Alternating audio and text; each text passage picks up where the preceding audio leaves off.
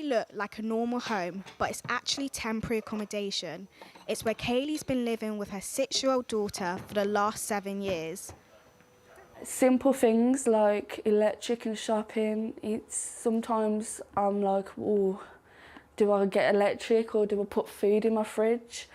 It's hard when you've got all these worries and then you want to go into education or you want to get a job, and then, you know, how are you meant to reach your best self when you're constantly stressed about things at home? You know, it's sad to see and it's sad to be a part of. Kaylee is one of thousands of people facing pressure to secure housing, but growing waiting lists and rising costs are limiting young people's options. We're actually at full capacity.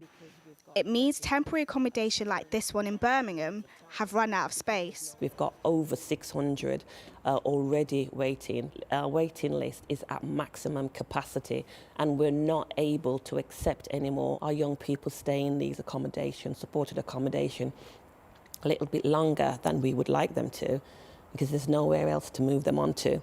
So the private sector, the local authority, housing associations are under pressure.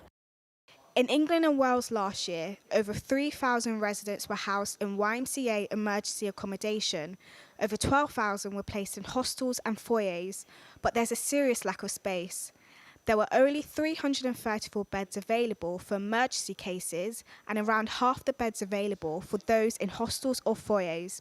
The Department for Levelling Up, Housing and Communities say temporary accommodation is a last resort and they are committed to driving down the need for it. They say they've given councils £366 million to help prevent evictions and ensure all families have a roof over their heads. Although this is meant to be temporary accommodation, many young people are staying here much longer than needed. Why? Because of the rising cost of living and private renting becoming too expensive means that many young people are finding it harder to leave places like here. It can be a struggle at times, like trying to make sure I always put the kids first. In a one bed, it's like more difficult than I thought it could be because there's no room to do anything. My oldest two, they have the bedroom, and me and my partner, my youngest one, sleeps in the living room because can't put all three of them in the bedroom because there's no room.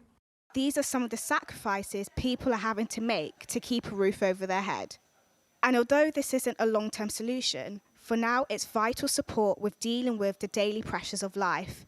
We get support here, but not everybody gets support, so that's where I'm thinking, what about those who aren't like me, who aren't lucky enough to have a team behind them? What will happen to them? Kaylee feels lucky to have a community here, but hopes that her next step will be her forever home.